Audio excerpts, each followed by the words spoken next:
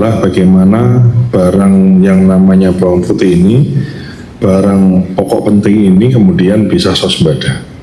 Untuk bisa swasembada itu diperkirakan yang ditanam itu sebetulnya nggak gede-gede amat.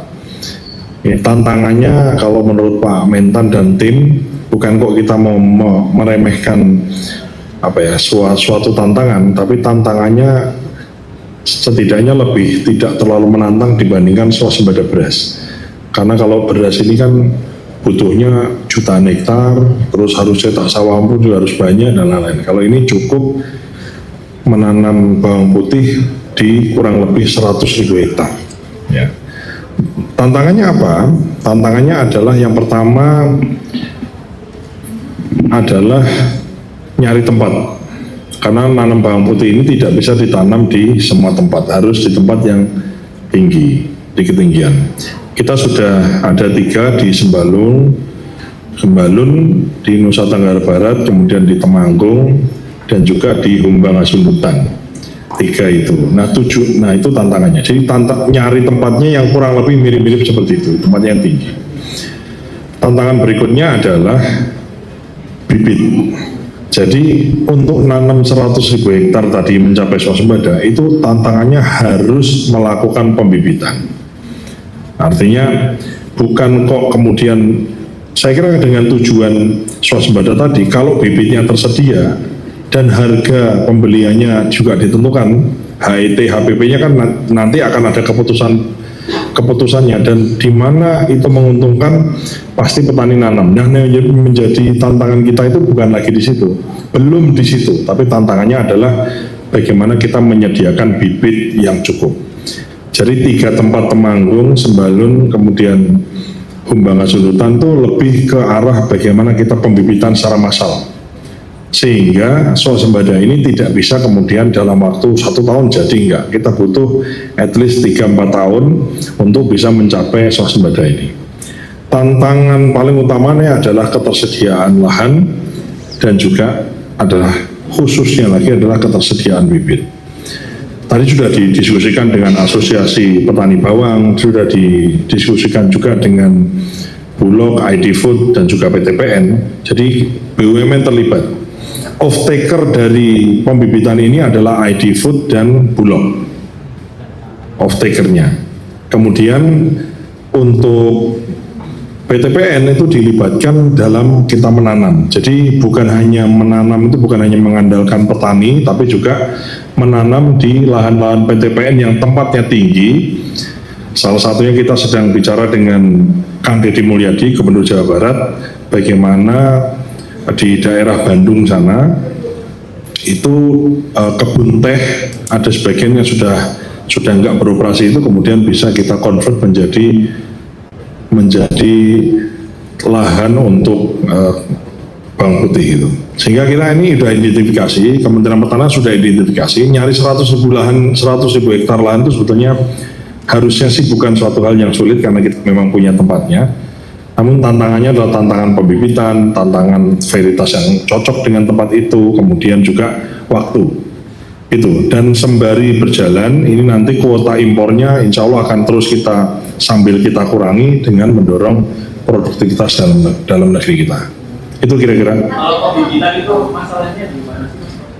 Apa yang sulit? Bibitnya. Varietasnya Pak. Bibitnya. Kan begini ya, maksud saya nih, kita misalnya punya bibitnya, kan selama ini negara kita ini impor, yang kita makan tuh impor. Maka untuk bisa nanam butuh bibit. Bibit itu misalnya kita impor dari manalah, dari negara lain, misalnya mengimpor bibit dari China. Kan kita tidak mungkin impor bibit untuk 100.000 hektar.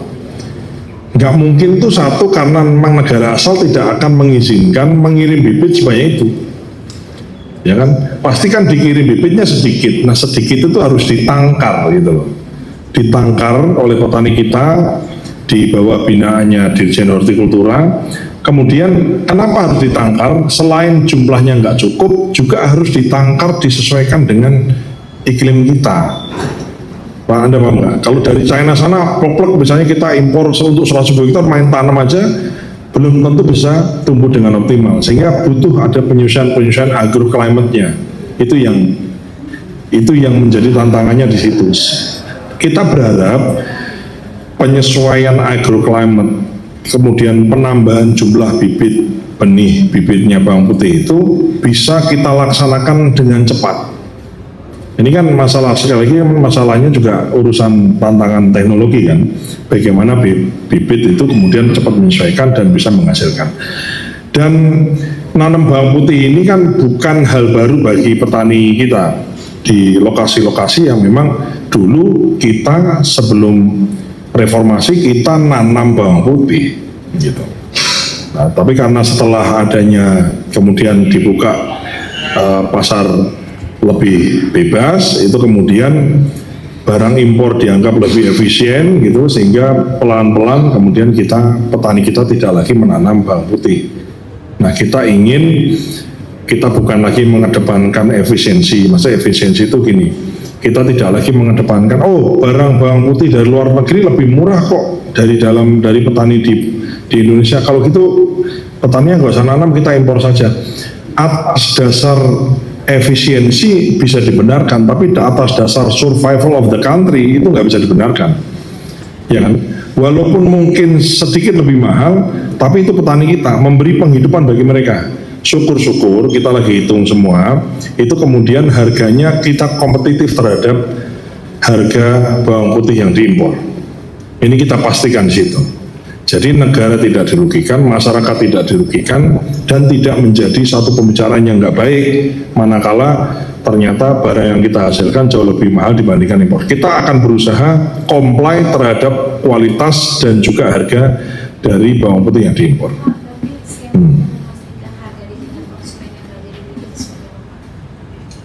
Yang jelas begini, ini kan saya harus katakan bahwa harga itu kan gini ya, saya mau katakan ini ada banyak aspek. Mungkin yang pertama saya katakan begini, dalam pengelolaan harga-harga sumber bahan pokok penting ini atau sembako ini, harga naik atau turun itu saya harus katakan itu hal yang biasa. Yang penting adalah kalau naik jangan lama-lama, harus segera turun. Kalau turun jangan lama-lama turun, harus segera naik. Jadi kenapa harga bisa naik turun? Contoh saja, karena saya ketua Asosiasi Pedagang Pasar, saya agak sedikit paham. Misalnya truk yang membawa cabai dari Magelang ke pasar induk Kramat Jati, itu misalnya kebanan, mogok atau supirnya ngantuk atau bannya bocor, dia mampir ke rest area, kemudian dia nyampe di pasar induk Kramat Jatinya itu kepagian, ulangi kesiangan, yang harusnya datang di situ kira-kira terbentuk harga antara jam 2 sampai jam 4 misalnya, dia datang jam 7. Kemudian harga cabainya jadi naik. Nah, jadi ada faktor-faktor ada faktor-faktor non teknis yang tidak bisa kita eksidensial, yang tidak bisa kita hindarkan. Yang penting kemudian tinggi itu tidak kemudian bertahan selama seminggu, 2 minggu, sebulan, enggak, tapi harus segera turun besoknya. Masalah selesai. Termasuk juga misalnya urusan harga yang di bawah, yang turun terlalu jauh. Misalnya yang ramai tadi ditanya ke Pak Menteri kan terkait telur sama ayam yang kemudian rendah. Bagaimana turun itu nggak lama-lama, harus segera naik supaya peternak atau produsen kita itu juga tidak dirugikan. Intinya itu satu. Terus caranya bagaimana, Pak Wamen gitu ya? Caranya tidak ada cara yang baku, ya. Dan kita sudah mengalami masalah ini selama bertahun-tahun, apalagi Ramadan, Lebaran dan lain-lain. Salah satu cara yang kita tempuh dan sejauh ini efektif adalah bagaimana instrumen pemerintah atau negara itu hadir aktif memiliki stok barangnya.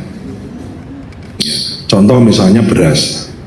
Beras itu relatif stabil karena kita punya stoknya. Kalau di mana yang mahal kita bikin penjualan, kita drop barang dengan harga yang murah sehingga harganya bisa kembali sesuai lagi.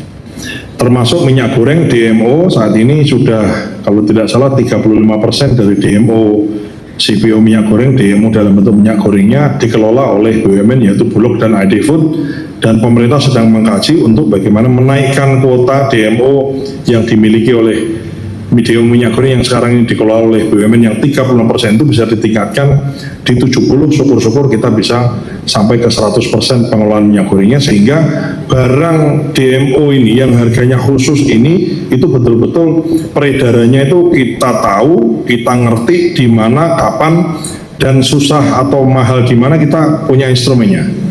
Itu yang kita siapkan. Nah, yang menjadi kendala metode menggunakan instrumen BUMN atau negara ini adalah untuk barang-barang fresh. Ya, cabai, bawang merah, kemudian yang fresh ini, sayur dan seterusnya itu kendalanya adalah cold chain. Presiden telah menginstruksikan kepada Menteri Pertanian dan juga ID Food untuk kita membangun, sekarang ini sedang bagian dari investasi Danantara adalah membangun cold chain system di seluruh Indonesia. Cold chain ini nanti berguna untuk fresh, misalnya daging ayam, daging sapi, daging kerbau, kemudian telur, kemudian sayur-sayuran, buah-buahan, dan lain-lain. Yang salah satunya juga melibatkan Koperasi Desa Merah Putih, itu ada cold storage-nya. Jadi ini saya paham bahwa halayak atau masyarakat itu mungkin menginginkan segala sesuatu itu segera terlihat beres, tapi yakinlah bahwa beresi ini itu butuh proses, butuh waktu. Tidak bisa Roma itu dibangun dalam semalam.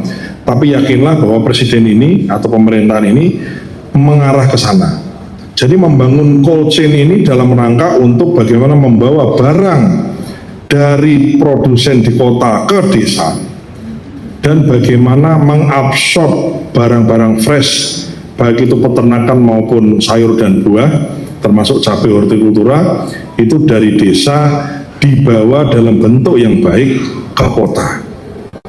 Jadi ini bagian, termasuk Kopdes Merah Putih ini adalah bagian dari the whole paket yang diinginkan oleh presiden kita itu. Ini salah satu caranya begitu, sehingga kita harapkan dalam beberapa tahun ke depan begitu Kopdes jadi, ada cold storage-nya, cold chain oleh BUMN dibangun, ya ini kemudian aliran distribusi barang pokok penting yang menguasai hidup dan matinya rakyat kita ini kemudian bisa dijamin ketersediaannya dengan harga yang sesuai. Ya.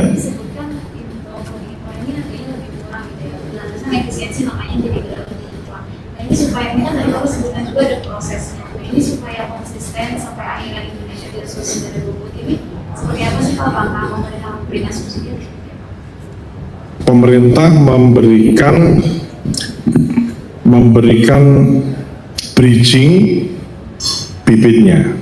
Jadi mohon nanti kalau ada awak media yang punya keluarga barangkali petani bawang putih, itu nanti petaninya dikasih bibit bawangnya, dia kelola jadi bibit lagi. Dia mengembalikan bibitnya 1,5 kali dari bibit yang kita kasih di awal. Itu ya Pak Dirjen ya. Nah itu, jadi caranya adalah dikasih insentif itu. Karena memang bibit bawang ini dalam 1 hektar itu dalam komponen produksinya cukup besar. Kalau tidak salah dalam 1 hektar itu untuk menanam bawang putih pembibitan ini kira-kira dibutuhkan biaya sekitar 120 juta per hektar. Dan bibit itu dari 120 juta itu 75 jutanya. Nah, oleh karenanya kalau kita biarkan saja nggak akan ada orang bibit, karena untuk bibit butuh modal besar. Sehingga 75 dari 120 total tadi itu kemudian dalam bentuk dikasih pinjaman bibit dari Kementerian Pertanian, ya, kemudian setelah panen itu jadi another bibit, jadi bibit yang lain dikembalikan 1,5 kali, sisanya boleh dijual bebas. 1,5 kalinya kita puterin lagi ke petani, gitu terus-terusnya gitu. Nah kita harapkan dengan kalkulasi itu 3-4 tahun gitu, insya Allah kita sudah kelihatan bahwa konsumsi atau barang yang kita impor dari luar negeri dalam bentuk bawang putih ini kemudian berangsur-angsur dalam 3-4 tahun lagi itu nanti yang kita impor jauh lebih sedikit, syukur-syukur sudah 0, kita bisa swasembada. Ya. Berapa anggarannya Pak Dirjen? Pak Dirjen sih Pak Dirjen. Nanya anggarannya, kita siapkan anggarannya untuk bridging bibit itu berapa? Per hektar kali berapa hektar targetnya? APBN 5.000 hektar ya. Jadi kira-kira 75 juta kali 5.000 hektar berapa itu? Ya kira-kira. Wajib tanam. 75 juta kali 5.000 hektar ya sekian 400 miliaran lah. Tapi itu sebetulnya itu tadi nanti setelah selesai dikembalikan, diputar lagi gitu. Nah, Tahun berapa Pak? Untuk tahun berapa? mulai dari tahun ini. Mulai dari tahun ini. Tahun ini kita 5.000 hektar Pak ya. 5.000 APBN. Pakai APBN, pakai APBN 5.000. 20.000 BUMN. BUMN-nya sama swastanya diharapkan 20.000 hektar. Karena kita mengarah ke 100.000. Jadi kalau sudah ada bibit, kemudian kita bibitnya bagaimana bisa ditangkar cukup. Intinya nanti ujungnya objektif dari ini semua adalah bukan pembibitan, tapi bagaimana yang ditanam itu yang kita konsumsi. Berarti BUMN PTPN itu akan menanam 20.000 hektar. Itu sampai berapa tahun Pak? Ya kita harapkan dalam 3-4 tahun ke depan 100.000. Total dari BUMN ditambah semua petani itu totalnya kira-kira 100.000. Dengan 100.000 maka beres. Itu ya, beres. Wacana kali COVID kan saat ini masih jalan. Kalau berjalan berapa produksi dari hasil tanam impor? Nanti aku cek ya, aku nggak monitor. Ini aku cerita yang program ini aja, ya. Oke, udah cukup, makasih. Ini kan saat ini masih impor ya, Ah. 90%. Iya. Impor. Nah ini target itu berapa tahun ya Pak untuk mulai turun impor? Kita sih berharap paling tidak mulai tahun depan itu sudah ada pengurangan dari kuota impor yang ada. Kita nggak gede sih, cuman kan kita maunya kan eksponensial ya. Jadi kita bibit, nanti begitu bibitnya cukup langsung ditanam serempak gitu loh. Benih, jadi pembenihannya ini, pembibitannya ini yang memang sekarang ini take time. Tapi kalau dilihat dari rencana yang disiapkan tuh eksponensial, jadi naik dikit-dikit gitu karena pembibitan, pembenihan tadi, terus kemudian kita bisa